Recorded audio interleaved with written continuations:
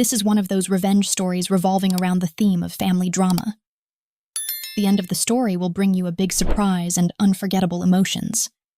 If you like these stories of injustice and unexpected reversals, please like and subscribe to the channel so you don't miss any interesting videos. They seated me next to the waitstaff at my only son's wedding. Not in the back row, not near the door. In the kitchen, where the servers kept trays of untouched champagne. I sat in silence as servers brushed past me with plates of prime rib, their shoes clicking louder than my heartbeat. No one met my eyes. No one asked why the mother of the groom was seated behind a curtain next to the industrial ice machine. Claire's cousin gave a toast about family being everything. My name wasn't mentioned once. That was the moment I realized sometimes the people you love the most are the ones most willing to erase you. But that wasn't the most shocking part. Not even close. Before delving into this story full of betrayal, silence, and one unforgettable revenge, let me know where you're watching from. And hit like if your blood has ever pushed you aside. I wasn't always the woman who walked away from her son's wedding without shedding a tear. No, for most of my adult life I was the woman who stayed, who swallowed her words, who smiled through gritted teeth as her dreams were traded for grocery lists and parent-teacher conferences. I married David Carter when I was 23 years old. Back then I thought being a good wife meant making myself small so he could feel big. He had opinions about everything: what I should wear, how I should talk at his company dinners, and later how I should raise our son. When I brought up going back to school for a counseling degree, he laughed and said, "Why waste money on something you'll never use?" He always said it with a smile as if it were a joke. But the punchline was always me. I taught high school English for a while before Adam was born. After that, David insisted I stay home. "What kind of mother lets strangers raise her child?" he'd say, shaking his head like I was already failing. He built a successful insurance firm in our town, and with every new client, his chest puffed a little higher. My name shrank. People called me David's wife even at school events, where I volunteered more than the staff. And when Adam won his first spelling bee, David gave a speech about strong male role models. I had coached that kid every night for a month. Still, I told myself it was worth it. That someday Adam would see the sacrifices I made. That someday David would say thank you and mean it. But someday it never came. When David passed away from a heart attack just after his 60th birthday, I grieved the life I thought we had. Until I sat in the lawyer's office and heard the words that gutted me. Everything goes to Adam. Per David's instructions, there is no safety net, no explanation. It's just an assumption that I'd be fine because Vanessa always figures things out. The worst part, Adam didn't seem surprised. He hugged me that day, as if he were comforting a distant cousin. Claire held his hand and said, "You'll come to stay with us for a bit, right?" As if I had nowhere else to go. They thought I was done. That I'd fade quietly like an old photograph on the mantle. But something cracked open in me that day. I went home, sold David's prized golf clubs online, and registered my tutoring service as an LLC by morning. No more waiting to be noticed. I didn't know it yet, but the woman they tried to erase was just getting started. And that tutoring business, it's how I ended up across the negotiation table from Claire's father. Without them even realizing it. When the lawyer slid the envelope across the polished oak table, I thought maybe it held a letter, some message from David to soften the blow. But there was nothing, just numbers and signatures. No words. No goodbye. The house I helped renovate, the savings I skipped lunches to protect, the life insurance I reminded him to update, all of it went straight to Adam. Not split. Not shared. Entirely his.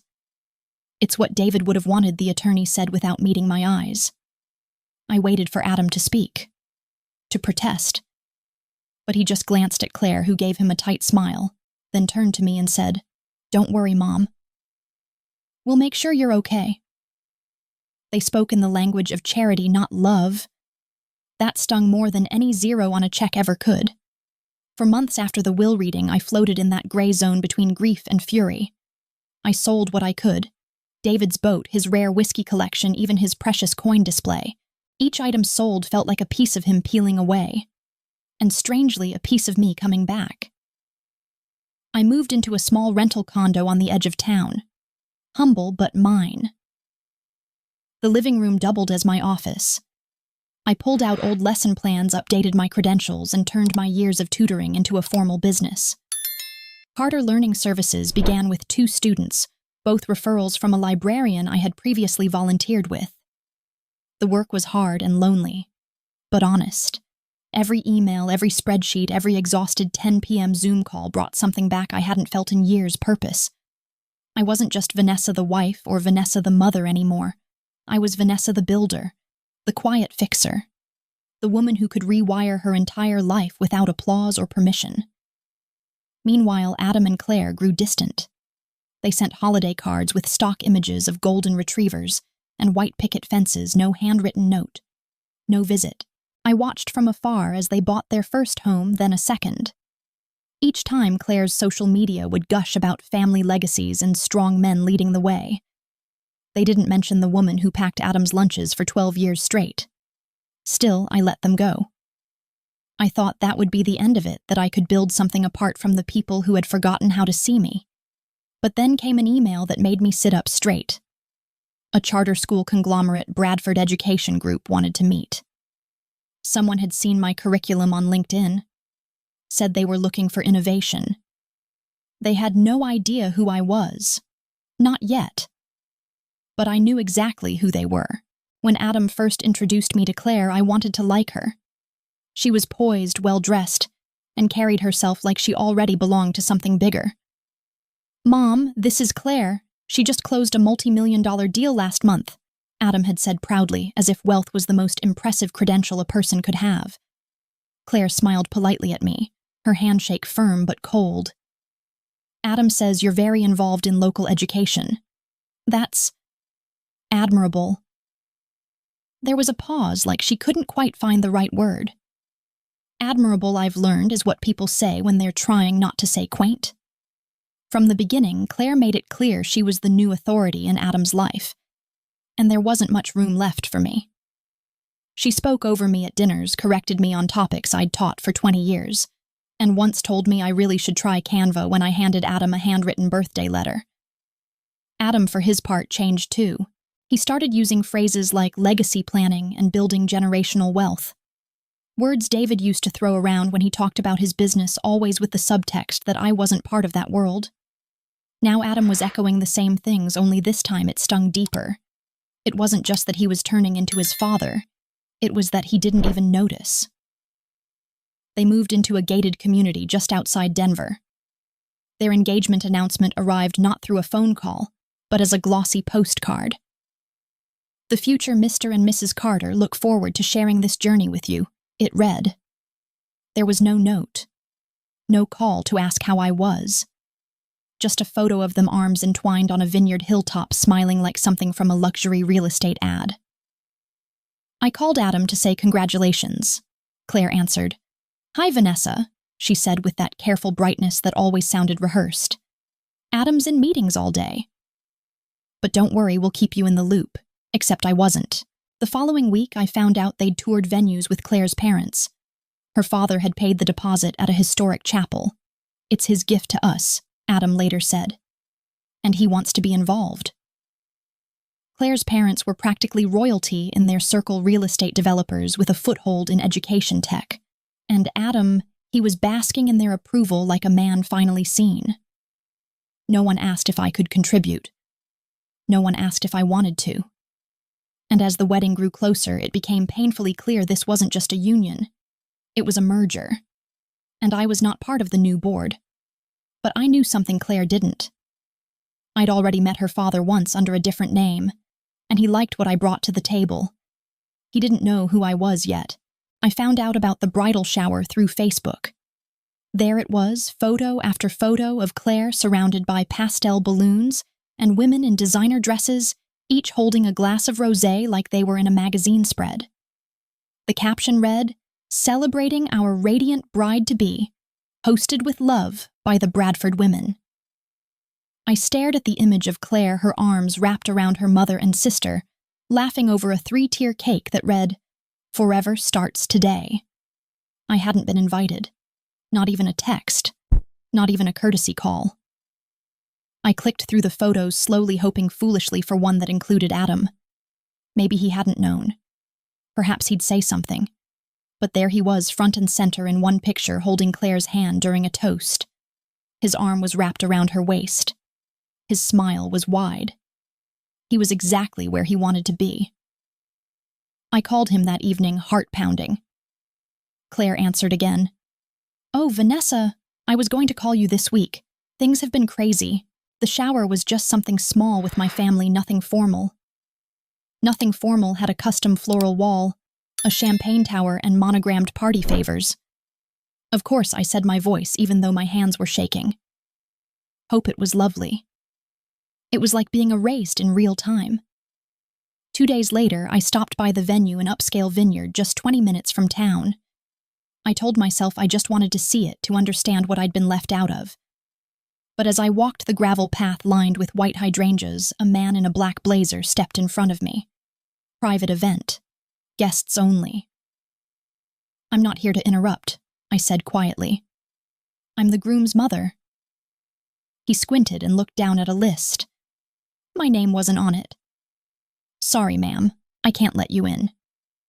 "Ma'am." That word again, like I was a stranger.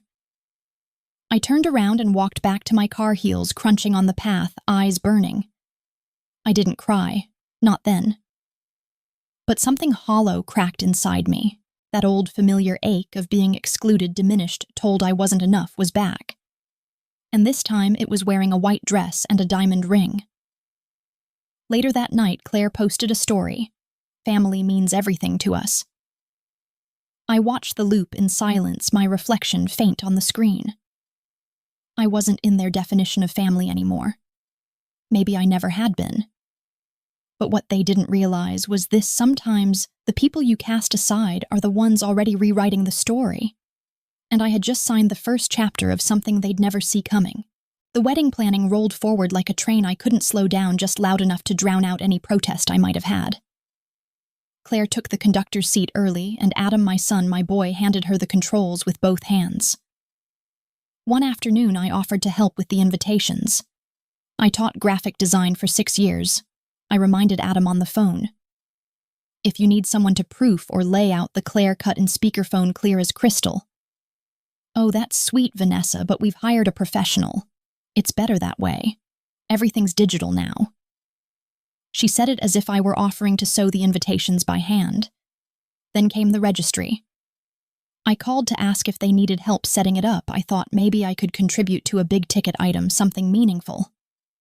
"Oh no, we've got it covered," Adam replied quickly. "Claire's parents are, well, they've been generous. They already got us the kitchen set, the bed frame, even the honeymoon." Each sentence dropped like a stone in my chest. They didn't need anything. Not from me. The wedding website launched a week later. I scrolled through it, slowly pausing at the About Us page. There were photos from their engagement shoot, a story about how they met, 3 paragraphs about Claire's family, their traditions, her favorite meals growing up. My name wasn't mentioned, not even once. There was a small note thanking our parents for their unconditional support. Unconditional support. I closed the laptop and sat in silence for a long time. Later that night, I received an official wedding invitation in the mail. It was cream with gold lettering, elegant, expensive. Tucked inside was a card labeled "Seating Preferences." Mine had already been filled in. No +1 allowed. No dietary request form. No RSVP option. I was being managed. Like a vendor. A liability to minimize. I called Adam and left a voicemail. I got the invitation. I'd love to bring someone, just a friend. He never called back. A week later, I got a text from Claire. "Hey, Vanessa. We want to keep the wedding intimate and aligned with the seating chart. Hope you understand." Understand. I understood more than they realized. They no longer saw me as a mother. It's just another face in a crowded room. Unnecessary. Unwanted. But they were about to learn something Claire's family never expected. While they were planning flowers and monograms, I had just signed an NDA for a contract they couldn't afford to lose. And I wasn't done. Not by a long shot. The wedding day arrived with a crisp breeze and skies too clear for what was about to happen. I wore a navy sheath dress, nothing flashy. Tasteful. Respectable. I pinned my hair back the way David used to like it, though I doubted anyone would notice. I arrived 20 minutes early, hoping maybe foolishly that someone would greet me. No one did. The valet took my keys without a smile. Inside the grand ballroom, staff moved like clockwork, floral arrangements towering above every table. A young woman with a clipboard approached me. Name she asked. Vanessa Carter. She flipped through a chart, then paused. Ah, yes. Follow me. We weaved through the main room. I passed Claire's extended family at the front, her mother waving as servers poured champagne. I spotted Adam surrounded by groomsmen laughing like a man who had never known loss. We kept walking. Past the bridal arch. Past the dance floor. Past the last guest table. Through a door marked service, the woman gestured to a round table wedged near the catering prep area. A linen napkin and plastic chair waited for me beside racks of stemware and a tray of butter dishes. This is yours, she said, then disappeared without another word. I sat down stunned. I could hear muffled laughter and clinking glasses from the ballroom. A waiter brushed past me and nodded. You one of the vendors? I shook my head slowly. I'm the groom's mother. He blinked. Oh, sorry, ma'am. Ma'am again. A wave of heat rose through my spine, not from shame, but clarity. Cold, sharp clarity. This wasn't forgetfulness. This was placement. They'd put me here on purpose. The speeches began. I couldn't hear them. I didn't need to. I already knew the script. Gratitude to the families, a tribute to Claire's parents, maybe a joke about Adam's childhood. No mention of the woman who raised him through chickenpox and spelling bees and broken hearts. I stood up quietly, clutching my purse. My heels echoed against the tile floor as I walked out. Outside, I took a breath. My heart thudded, not from sorrow anymore, but from a strange electric calm. I sat in my car, pulled out my phone, and opened my email. Drafted but unsent, the contract termination letter glowed on my screen. I'd written it 2 nights ago just in case. I reread the final line, effective immediately. Carter Learning Services withdraws from consideration for partnership. My finger hovered over send, and then I tapped. I didn't cry. I didn't tremble. I drove away as Claire's voice echoed faintly behind glass and music. They'd just married into something they didn't understand. But they were about to. The morning after the wedding, I woke up before the sun and brewed my coffee in silence. I stared out the window at the mountains, their outline sharp against the lavender sky. A strange stillness had taken root inside me, like a room finally emptied of noise. I opened my laptop and refreshed my inbox. There it was. Subject Proposal Review, Bradford Education Group. Just 2 weeks earlier, I had submitted a pilot model for a scalable tutoring platform to a major client contact I'd met through a virtual conference. I hadn't known then that the Bradford Group was behind the education initiative. And I certainly hadn't known that Richard Bradford, the man who'd raved about my model's efficiency, was Claire's father. In our Zoom meeting, he'd called me Ms. Carter, never once connecting the dots. Why would he? In his world, women over 50 with a quiet resume and no flashy title were invisible unless they were married to someone important. But I'd learned something from a lifetime of being overlooked. When people think you're nobody, they show you who they are. I clicked open the message. Richard's assistant had scheduled a whole team meeting. We'd like you to present to our leadership board next Tuesday. They're particularly interested in your tiered intervention model and the AI learning tracker. My hands trembled just slightly as I replied, confirmed, looking forward to it. A part of me wanted to shout the news from the rooftops, but I didn't. I'd spent too many years being silenced. Now I prefer the quiet path to impact. Let the results speak. That afternoon, I visited my office downtown, just a modest space above a bakery, with sun-faded blinds, and a squeaky ceiling fan. But it was mine. On the whiteboard were goals I'd written at the start of the year: 10 new schools, sustainable grant funding, and client at scale. One by one, I erased them. I wrote just one word: leverage. Because now I had it. They thought they'd stuck me in the shadows. But from the shadows, I'd built something powerful. Something scalable. Something they needed. Back at home, my phone buzzed. A new notification: Claire had posted a story from their honeymoon suite, Crystal Glass's infinity pool, the caption: power couple building an empire. They had no idea that the empire they were bragging about was sitting on contracts I could collapse with a single call. And next Tuesday, they'd find out exactly who I was. Tuesday came like thunder behind a curtain. Quiet, but impossible to ignore. I arrived 15 minutes early at the Bradford Education Group's headquarters.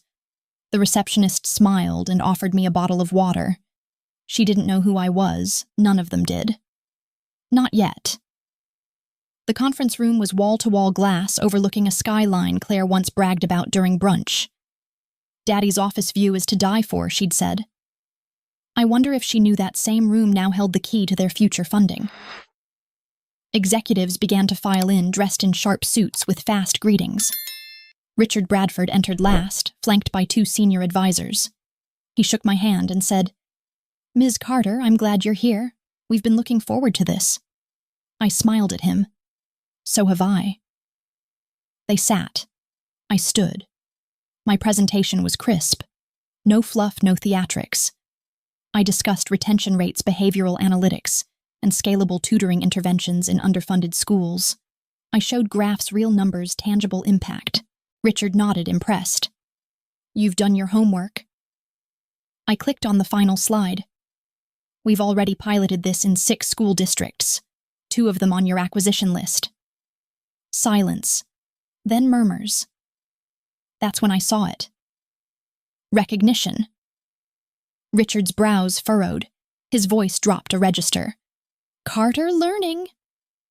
"Are you related to Yes?" I said calmly. "Adam Carter is my son. Claire is my daughter-in-law." You could hear a pin drop. One executive gave a low whistle. Another leaned forward. Richard sat back, blinking fast. I wasn't aware he muttered. "No one was supposed to be?" I replied.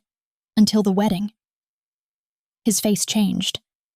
The polished CEO mask slipped just enough to reveal something I hadn't seen before: discomfort. Not guilt, no shame. Just the startled realization that the vendor in the room wasn't who he assumed. "That contract you're pursuing," I continued. "It's one of 3 on my desk right now. All of them know exactly who I am, and none of them asked me to sit behind the kitchen." He said nothing. The meeting adjourned with a standing offer pending final review. I walked out slower than I walked in. Not because I was hesitant, but because I wanted to remember that moment. The air, the silence, the weight of being underestimated is evaporating. Back at home, my phone buzzed. A missed call from Adam. I didn't answer. Instead, I looked at the wedding photo Claire had posted that morning. "We rise by lifting others." Funny. They never imagined I'd be the one holding the ropes, and I wasn't done climbing. That weekend, I was invited to the rehearsal dinner. Well invited is generous. Claire sent a text that read, "If you're coming, please arrive by 6:15 so the photographer can grab a quick family shot before the actual festivities begin." Not, "We'd love to see you." Not, "You're important to us." It's just a time slot.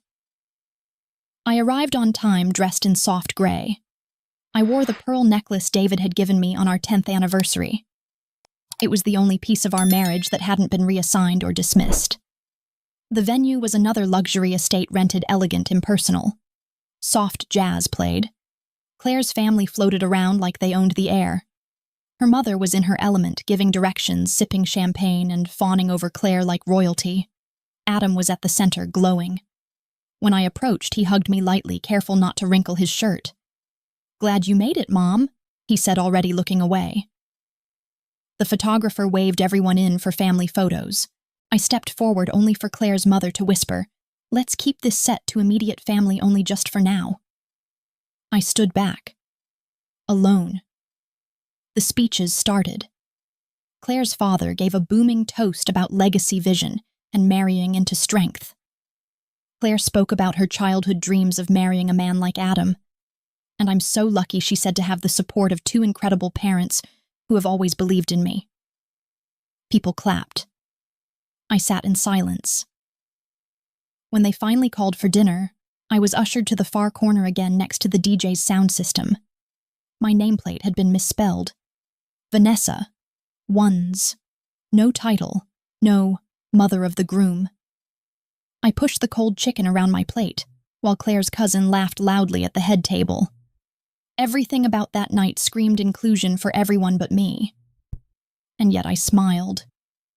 Not out of surrender, but strategy. As I sat beneath the dim chandelier, I mentally outlined the edits to my contract proposal. I'd add an exclusivity clause, a clause Claire's father wouldn't want to lose. I'd revise the cost structure, double it, and I'd attach it to a deadline Monday. Let's see how fast they recognize the name Vanessa Carter then. The dinner ended. Claire approached me, glossy lips curled in that tight, perfected grin. Just a reminder, she said lightly.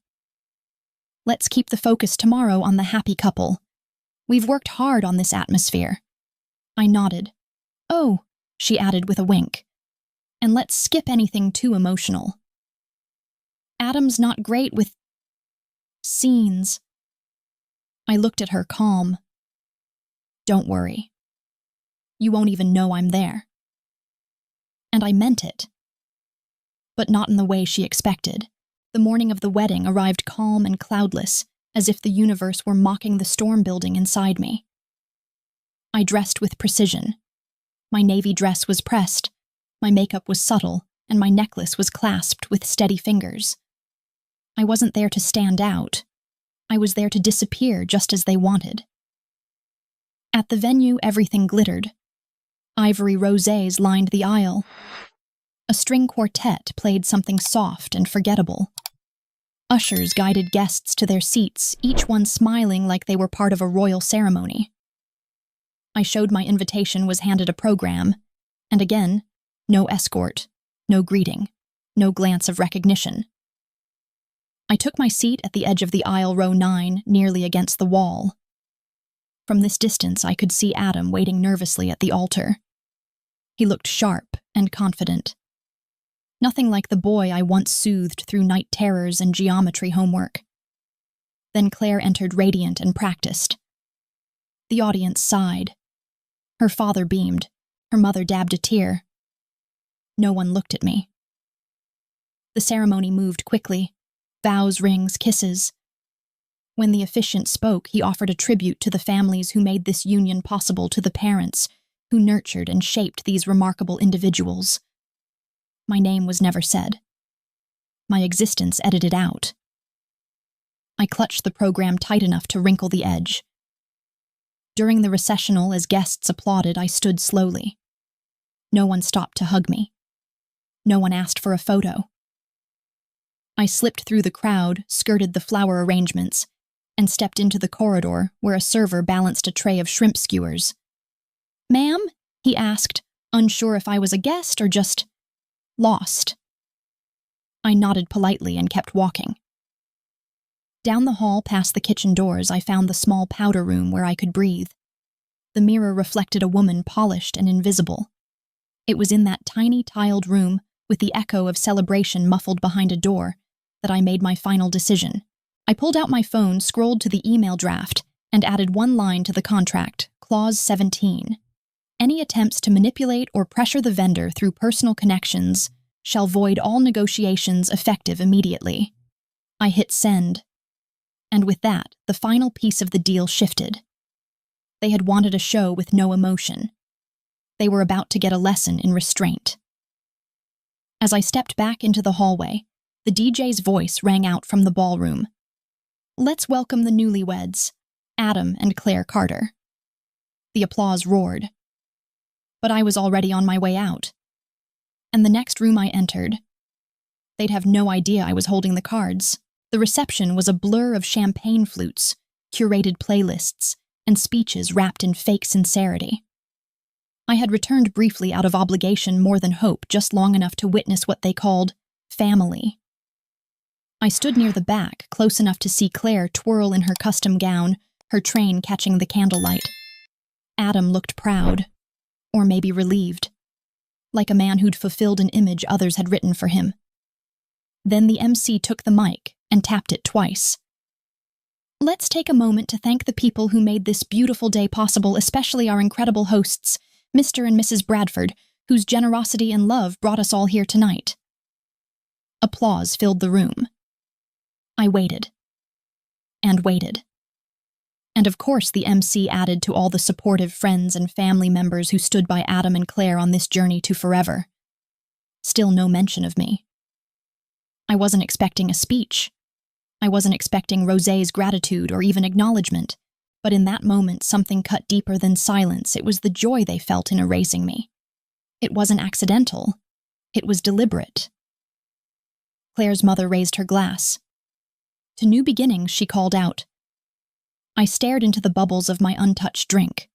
There's a kind of grief that comes not from loss, but from being told you were never part of the story to begin with. I left before the cake.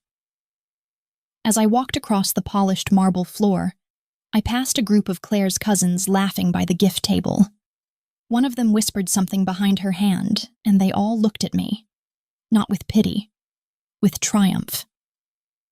The woman who'd been seated by the kitchen. The woman who didn't belong.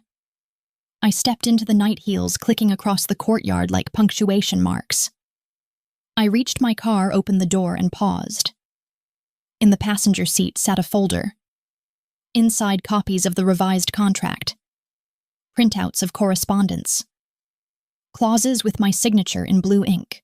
I ran my fingers across the paper's tangible proof that I was not, and never had been, what they tried to make me feel.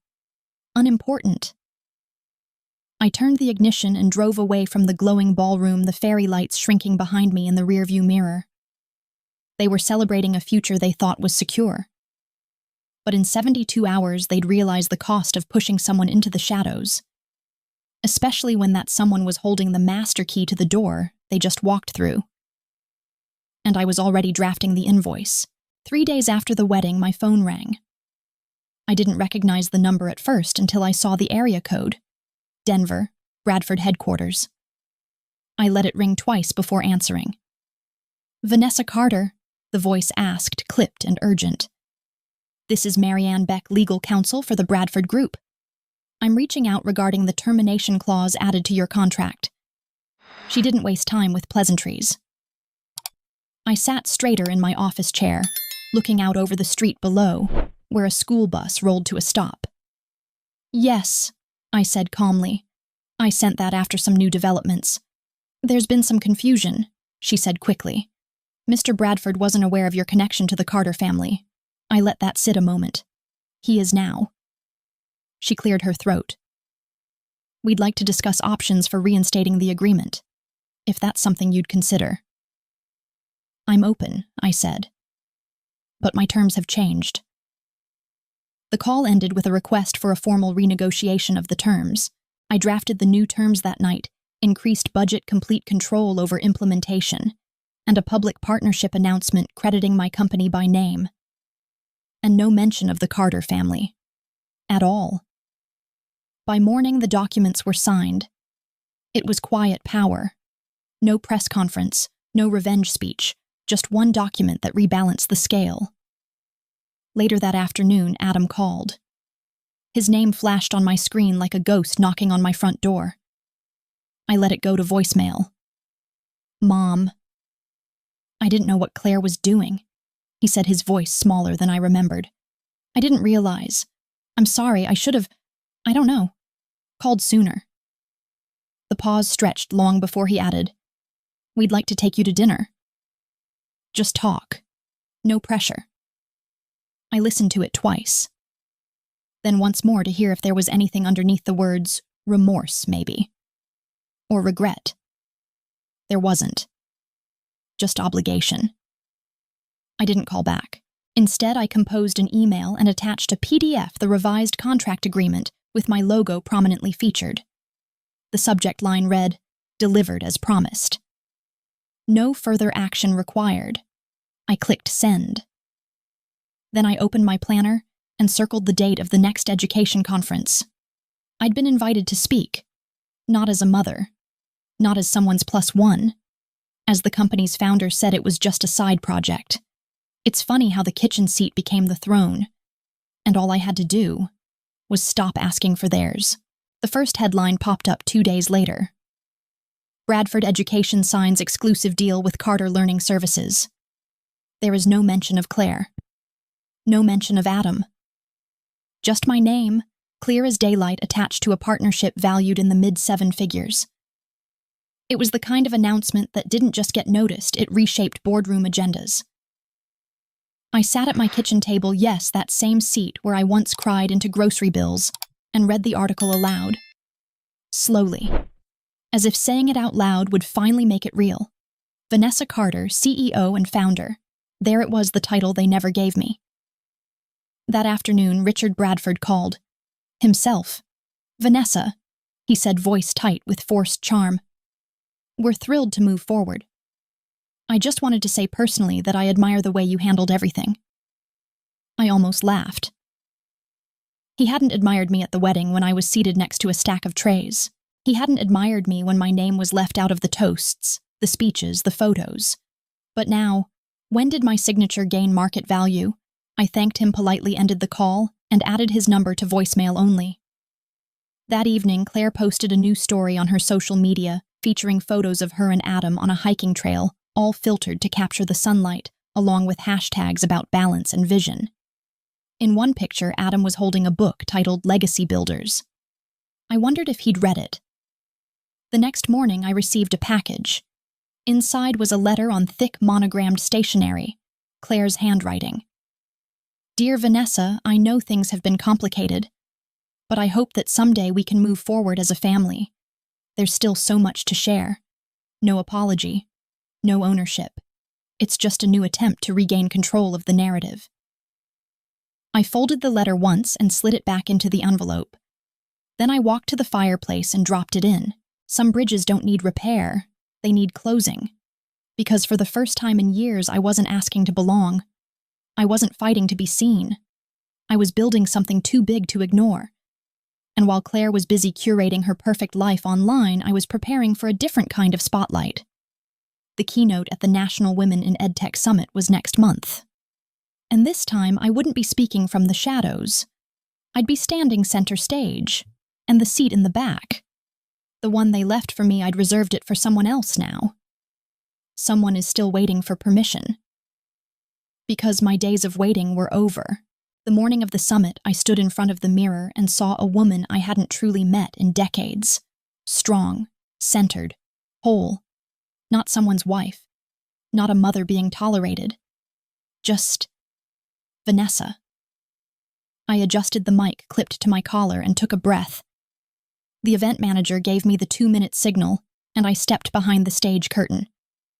Beyond it, a ballroom full of educators, innovators, and investors waited, a sea of people who, unlike my family, hadn't dismissed me before hearing my name. Ladies and gentlemen, please welcome our keynote speaker, Vanessa Carter, founder and CEO of Carter Learning Services. The applause was immediate and respectful. No one clapped because they had to. No one smiled out of obligation. They wanted to hear me. I began with a story, not the one they expected, not the polished version. I spoke about being underestimated when rebuilding life from a kitchen table and dealing with unpaid invoices, about losing a husband to indifference long before death took him, about being edited out of her own son's wedding. And I watched the room grow still. Every nod, every knowing smile, every tear welling in the corners of tired eyes told me they saw themselves in me. I wasn't invited to the table, I said, voice steady, so I built a new one. And now I choose who gets a seat. A standing ovation followed. Afterward, a line formed. Women, some young, some gray-haired, shared their stories. Their silence. Their late bloom. One whispered, I left my law firm last month. Your words gave me a map. I smiled. Not because I felt flattered, but because I remembered the map I'd drawn in secret all those years. And then I saw him. Richard Bradford, standing awkwardly by the refreshments, half a smile plastered on his face. Behind him, a few executives from other firms whispered, glancing my way. They knew the power had shifted, permanently. He approached, hand extended. Vanessa. I just wanted to say again, remarkable speech. I shook his hand briefly. Thank you, Richard. I didn't write it for you. That shook him. He smiled, then faltered. Claire. She's been asking about you. I raised an eyebrow. Now that's a name I haven't heard in a while. He nodded, unsure how to recover. Before he could speak again, my assistant called out, Vanessa, 5 minutes until your podcast taping. I turned back to Richard. If she's curious, she can subscribe. And I walked away. Toward my team. Toward a camera crew. Toward the next door I was no longer waiting to be invited through. And behind me, for the first time, he stayed silent. 2 days after the summit, I received a hand-delivered envelope at my office. Cream cardstock, heavy, embossed initials. Inside was a formal letter from the Bradford board, a revised offer, double the original equity stake, longer-term exclusivity, and a request for joint branding under both our names. At the bottom, scribbled in pen, Richard says, it's time we start fresh. We recognize your vision now. I read it twice, then set it aside without answering. Because I wasn't building this for recognition anymore, I had already gotten what I needed the moment I stood on that stage and spoke without apology. Later that week, during a call with our legal team, my assistant paused at the door. Vanessa, she said, holding up a tablet. You'll want to see this. It was a video clip. Claire, on a podcast. She sat across from the host, smiling her practiced smile, her hair curled just right. I believe women need to uplift each other, she said sweetly, especially in industries where we're not expected to lead. My husband and I come from strong legacies, but we also respect innovation. My father just partnered with a groundbreaking education company, led by a woman. I felt the familiar chill return. She wasn't crediting me, not by name. I'm just orbiting around my spotlight, hoping to bask in it. The host smiled. Sounds like you've got real power behind your name. Claire nodded. It's in our blood. I muted the rest. That night I took out the contract draft again, added one final clause in red ink, clause 23. Public-facing statements referring to this partnership must include the full legal name, Vanessa Carter, founder and CEO of Carter Learning Services. I emailed it directly to the Bradford board. No greeting, no note. The next morning, the clause was signed and returned. Within an hour, the company's press release hit the wire, revised this time, with a new lead. Carter Learning Services, founded by Vanessa Carter, signs a landmark deal with Bradford Education. The photo, me shaking hands with Richard. No Claire, no Adam. That afternoon, a message pinged into my inbox from an anonymous address. No name, just 6 words, you don't forget, do you? I didn't reply, because forgetting isn't healing, it's erasure, and I had spent too many years being erased to return the favor. No, I remembered. And now they would too. Because the signature they ignored had just rewritten the story. A week later, I was sitting in my garden watering the lavender beds I'd planted last spring when my phone buzzed. Adam. The message was simple. Mom, can we talk? Just us. I stared at the screen. My thumb hovered for a full minute before I typed, you know where to find me. He showed up that evening. No Claire, no pretense. Just my son standing on my porch with hands shoved deep in his pockets, like the teenager who once came home after curfew and didn't know how to apologize. I didn't know how bad it got, he said, voice low. At the wedding? Afterward. I didn't realize what we did to you. I said nothing. I just motioned for him to sit. I let them run everything, he admitted. Claire, her parents, even Dad's legacy. I thought keeping the peace meant staying quiet, but all I did was become him. That landed. He looked up at me then. I want to fix it. Not for Claire, not for PR, for us. I studied him. Not the boy I raised, but the man he'd become, weathered, perhaps humbled, but still unsteady. "You can't fix it," I said gently. "But you can start telling the truth." He nodded slowly. "I want to work for you." That caught me off guard. "I've been in tech sales for years. I know your platform, I know the audience, and I want to earn back your respect. Not through dinners or flowers, through work." I didn't say yes. I didn't say no either.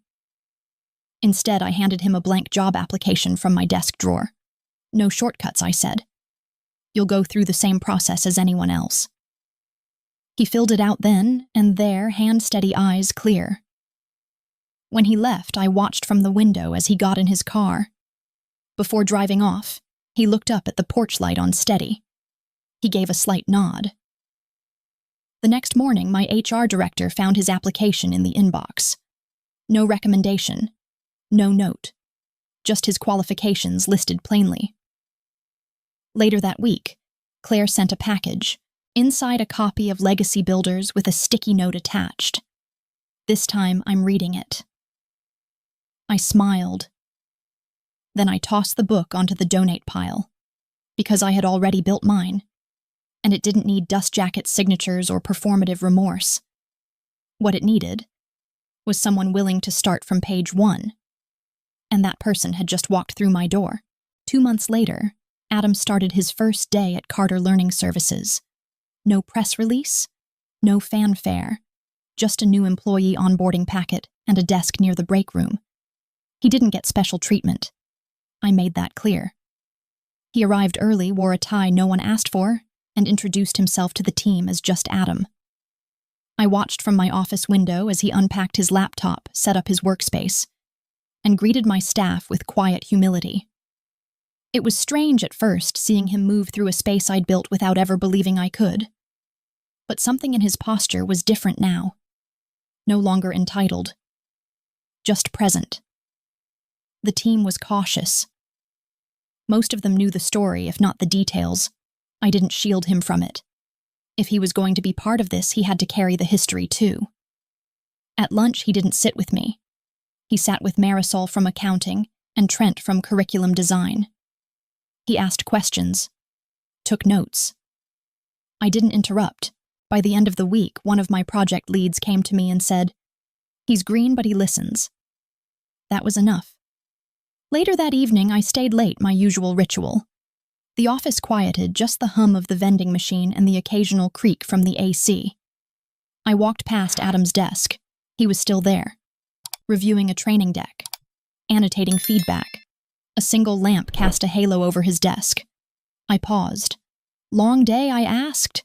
He looked up surprised, then smiled, trying to catch up. "You've built a lot." I leaned on the doorframe, took time, took being told I wasn't worth the effort. He nodded slowly. I used to think I knew what hard work looked like. I didn't. There was no apology. Not this time. But there was something better. Recognition. The next morning, he joined my calendar review. No assumptions, just willingness. And when he walked out, one of my coordinators leaned in and whispered, "He's nothing like his wife." I didn't respond. I just smiled faintly, because Claire hadn't been around in weeks. She hadn't shown up. Not at the office. Not online. Just a silence where all her noise used to be. And in its place, Adam, quiet, steady rebuilding. Sometimes redemption doesn't come in grand gestures. Sometimes it looks like a man sitting alone correcting what he never learned to value, and a mother watching not with bitterness, but with the clarity of a woman who no longer waits for permission to lead. 6 months later, we launched the Carter Fellowship for single mothers in STEM. It wasn't flashy, no red carpet. There are no donors in tuxedos. Just a press release, a scholarship portal, and a mission fund the futures of women who, like me, had once been overlooked in silence. We received over 300 applications in the first week. Stories poured in of women raising toddlers while coding at midnight, of mothers working double shifts while studying chemistry by flashlight. Women who didn't need pity, it's just a fair shot. I read every application myself, highlighted margins, took notes. When the final 10 were selected, we hosted a quiet gathering at our main office. No speeches, no cameras, just a round table and a banner that read, "You belong at the table." One of the recipients, a woman named Kim, pulled me aside. "I didn't know people like you existed," she said. I smiled. Neither did I. For a long time, the foundation became more than a charity. It became memory work. A rewriting of what family could mean, of what legacy could look like. And Adam. He took the lead on operations. He kept his head down, delivered results. He wasn't trying to impress anymore. He was trying to do the right thing. The team began to trust him, and slowly so did I. One morning, he knocked on my door, holding 2 coffees and a folder. "I've got a proposal for a youth accelerator partnership," he said. "But I wanted you to look it over first." I took the folder, noticing his handwriting, neat, deliberate. "You're learning," I said. "I'm trying," he replied. After he left, I opened my laptop. A notification pinged. A new job application. I glanced at the name. Claire. No last name, just Claire. She was applying for a PR manager role. The cover letter was polished, impersonal, and drenched in spin. I stared at it for a long time. Then I forwarded it to the HR department. With one line, proceed as with any applicant. No emotion, no revenge, just policy. Because I didn't need to win, I'd already built what they tried to keep from me. And now women like Kim and the girl I used to be would never need to ask for permission again. But I couldn't help wondering, what would Claire do when the interview call came? Because if she stepped through my door, she'd be walking into the company she helped define. Without ever knowing, she made it possible. Claire never showed up for the interview. The calendar block stayed empty. No follow-up email. No call to reschedule. Her application just disappeared into the silence like so many parts of my life once had. And I didn't chase it. Because I no longer needed her arrival or her apology to close this chapter. In the months that followed, our company expanded into 3 more districts. The Carter Fellowship doubled its recipients. And one chilly Thursday morning, I stood in front of a class of young mothers holding their scholarship letters with trembling hands. One woman said, "You're the first person who's ever said I could do something great." I held her hand and said, "Then remember it. Say it to yourself when they won't." That was the whole point of everything I'd built, not revenge, not recognition. Redemption. The kind that doesn't just restore what was lost, but plants something entirely new. And Adam, he stayed. He worked. He learned. He still makes mistakes, but now he owns them. And I don't need him to be perfect. I need him to be present, to show up. And he does. Sometimes he'll sit on the edge of my desk before heading out and ask, "Do you think Dad would have understood all this?" And I always tell him the truth. No. But I stopped building things for people who couldn't see the foundation. We don't talk about Claire. Not because it hurts, but because it no longer defines anything. The last time I visited the old country club, the one where they sat me near the kitchen, I wasn't attending a wedding. I was delivering a keynote to a room of executives explaining how equity in education starts with where we place people in the room, literally and figuratively. When I finished, I walked past that corner table again. It was now gone, renovated, and replaced with polished marble and sleek lounge chairs. But I remembered. And that memory didn't weigh me down anymore. It lifted me, because sometimes the most powerful stories aren't the ones where the hero wins in front of everyone. They're the ones where she wins quietly, and then builds a door where the wall used to be. So, to anyone watching who's ever been overlooked, dismissed, or told to sit in the back, please don't wait for their seat. Build your table. Because what they ignore in silence, you can still shape into something that echoes, long after they've forgotten your name. But you'll remember who you became when they weren't looking. Subscribe to catch more inspiring stories. And never forget, diamonds are made under pressure. And sometimes justice is served from the boardroom.